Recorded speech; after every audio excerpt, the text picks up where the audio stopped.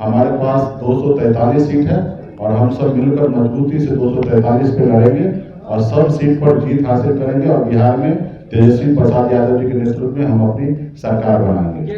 नहीं जाने वाले महागठबंधन में है और अपनी हम लोग सरकार बनाएंगे। और मांझी जी से भी आग्रह करते हैं, उपेंद्र जी को कह रहे हैं कि मांझी जी अभी 35-40 सीट मांग किए हैं, तो 35-40 सीट तो मैं मानता हूं कि ज्यादा है, लेकिन कम से कम 20 से 25 सीट उनको मिलना चाहिए।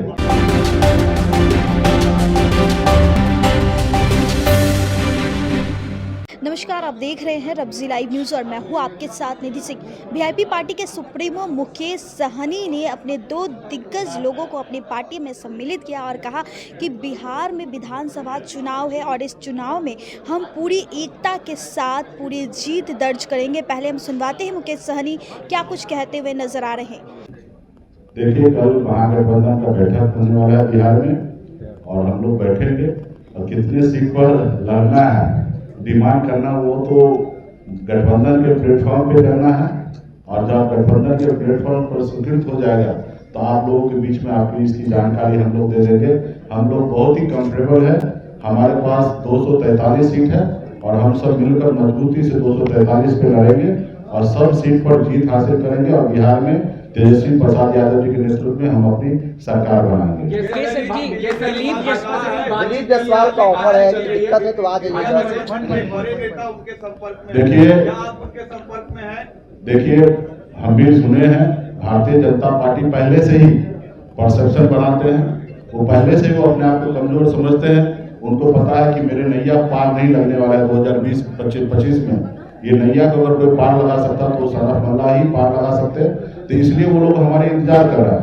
मैं वहां पे जाने वाला नहीं हूँ। और दूसरा उनका एक और परसेप्शन है कि अपने गठबंधन के सहयोगी को सीट नहीं देना, खास करके चिराग पासवान जी को, मांझी जी को, उपेंद्र जी को, ताकि उनको ये हमेशा बताते रहेंगे कि सहनी जी हमारे साथ आ रहे हैं, इसलिए थोड़ा कम सीट में आप एडजस्टमेंट कर लीजिए। तो मैं चिराग पासवान जी को भी मैं कहना चाहूंगा आपके माध्यम से कि आप मजबूती से अड़े रहिए। आपका पार्टी का कम से कम एनडीए गठबंधन में 50 सीट मिलना चाहिए और आपको अगर कहे कि मुकेश सहनी आ रहे हैं तो इस बात में विश्वास नहीं कीजिएगा। क्लियर है कि वीआईपी पार्टी खास करके एनडीए में तो दूर दूर तक नहीं जाने वाले, महागठबंधन में है और अपनी हम लोग सरकार बनाएंगे। और मांझी जी से भी आग्रह करते हैं, उपेंद्र जी को कह रहे हैं कि मांझी जी अभी 35-40 सीट मांग किए हैं, तो 35-40 सीट तो मैं मानता हूं कि ज्यादा है, लेकिन कम से कम 20 से 25 सीट उनको मिलना चाहिए। उसी तरीके से उपेंद्र जी को भी मिलना चाहिए और हम लोगों के पास कोई दिक्कत नहीं है, हम लोग मजबूती से लड़ेंगे। 60 पर अड़े हैं मुकेश सहनी, 60 पर अड़े हैं या कोई कॉम्प्रोमाइज होगा? देखिए, महागठबंधन में जितने भी सीट पर लड़ेंगे हम लोग सब मिलकर बैठकर डिसीजन ले लेंगे और हम कंफर्टेबल रहेंगे। और आपने देखा पिछले बार हमने राष्ट्रीय कार्यकारिणी का जब हमारा बैठक हुआ था, हमने अपने पार्टी के लिए एजेंडा सेट किया कि भविष्य में हमारी पार्टी 60 सीट पर चुनाव लड़े। उसी तरीके से भारतीय जनता पार्टी का भी एजेंडा होता है, जो बिहार में आके जेपी नड्डा साहब ने कहा कि देश की जितने भी क्षेत्रीय पार्टी है उसको हम खत्म करेंगे। तो सब अपने अपने पार्टी के लिए एक रोड मैप बनाते हैं, उसी तरीके से हमने बनाया है। और वो भी उस सीट में 2-4 सीट कम हो या ज्यादा हो उससे कोई फर्क नहीं पड़ेगा।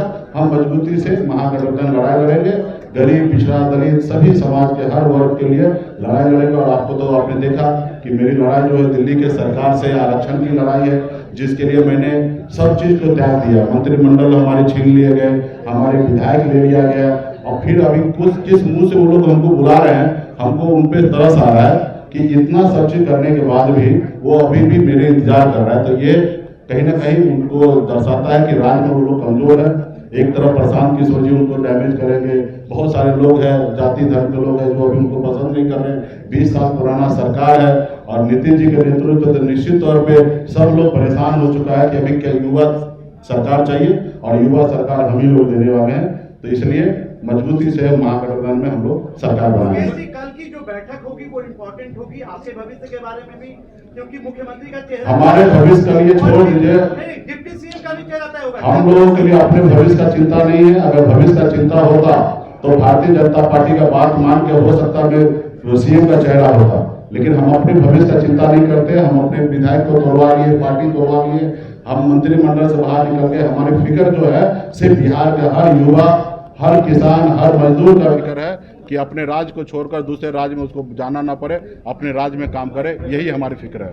बीजेपी और एनडीए कह रही है सलाम आदाब, भाई श्री इफ्तिखार अहमद साहब, आप सभी लोग, मैं आज इस अवसर पे आप सबका आभार व्यक्त करता हूँ और आपसे एक प्रॉमिस करता हूँ कि मैं झूठ नहीं बोलूँगा, लेकिन आप शायद मानेंगे नहीं, तो इसलिए मैं अपनी बात आगे बढ़ाते हुए कहता हूँ कि मैं 3 पार्ट में आपको अपनी छोटी सी जर्नी जस्ट ब्रीफ में बताता हूँ। पहला ये, आपका सबका एक कॉमन प्रश्न होगा कि आपने राजनीति ज्वाइन क्यों की और वाई वीआईपी ओनली।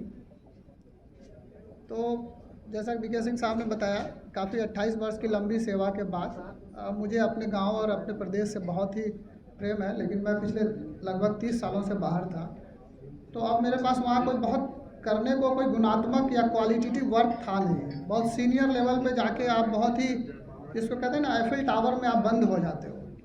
तो मेरे अंदर एक वो था, छटपटाहट कह लीजिए, कि कुछ करना है समाज को, लौट के जाके कुछ देना है। तो उस वजह से ये राजनीति मेरी, जिसको कहते हैं, प्रथम चॉइस थी कि जाना है लौट के, और बिहार जाना है और सीतामढ़ी जाना है और अपने गांव जाना है। अब ये बात की वाई वीआईपी, तो राजनीति में आप जब अपना सफ़र शुरू करने वाले रहते हैं तो ऐसा नहीं है कि मेरी मित्रता या मेरा परिचय केवल मुकेश सहनी जी से था। उससे पहले मेरे राष्ट्रीय पार्टी और जितने भी ये सभी आपके जो बिहार में दल है, उनमें मेरे अच्छे सारे मित्र हैं। तो मैंने सबसे व्यापक विचार विमर्श, जिसको कहते हैं, करना है। मेरे हिसाब से नेतृत्व के 3 गुण होते हैं: सरल, सुलभ और उपलब्ध। और ये 3 गुण आपको किसी भी बड़े राजनीतिक दल में नहीं मिलता है। श्री मुकेश सहनी जी की सहृदयता कहिए या बड़प्पन कहिए, ये सरल भी हैं, सुलभ भी हैं और उपलब्ध भी है। तो मुझे अपनी पारी शुरू करने के लिए इससे अच्छा मौका नहीं था।